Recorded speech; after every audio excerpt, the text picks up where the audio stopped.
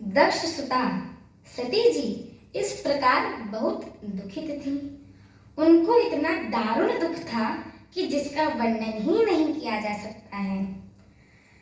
87,000 वर्ष बीत जाने पर अविनाशी शिव जी ने समाधि खोली।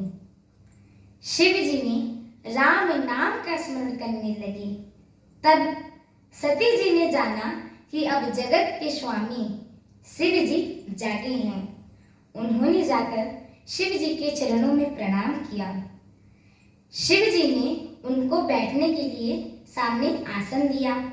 शिव जी भगवान हरि की रसमयी कथाएं कहने लगे। उसी समय दक्ष प्रजापति हुए।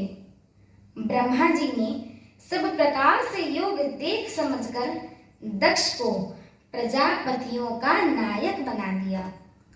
जब दक्ष ने इतना बड़ा अधिकार पाया तब उनके हृदय में अत्यंत अभिमान आ गया कि जगत में ऐसा कोई पैदा ही नहीं हुआ जिसको प्रभुता पाकर मद ना हो।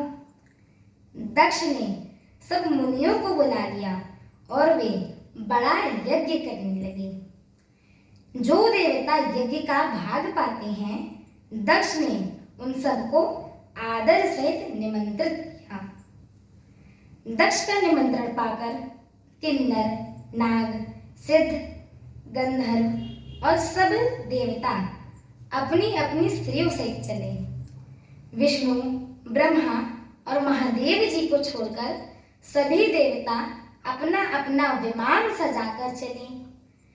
सती जी ने देखा कि अनेकों प्रकार के सुंदर विमान आकाश में चले जा रहे हैं। देव सुंदरियां मधुर गान कर रही हैं, जिन्हें सुनकर मुनियों का ध्यान छूट जाता है। सती जी ने पूछा, तब शिव जी ने सब बातें बतलाई। पिता के यज्ञ की बात सुनकर सती कुछ प्रसन्न हुई और सोचने लगी कि यदि महादेव जी ने मुझे आज्ञा दी तो इसी बहाने कुछ दिन पिता के घर भी जाकर रह लूंगी, क्योंकि उनके हृदय में पति द्वारा त्यागी जाने का बड़ा भारी दिखता। पर अपना अपराध समझकर वे कुछ कहती ही नहीं थी। आखिर सती जी भय, संकोच और प्रेम में सनी हुई मनोहर वाणी से बोली, हे प्रभु, मेरे पिता के घर बहुत बड़ा उत्सव है। यदि आपकी आज्ञा हो तो हे कृपा के धाम, मैं आदर सहित उसे देखने जाऊं। मेरी आगे की कथा सुनने के लिए मेरे चैनल को लाइक, शेयर, सब्सक्राइब एवं कमेंट अवश्य करें।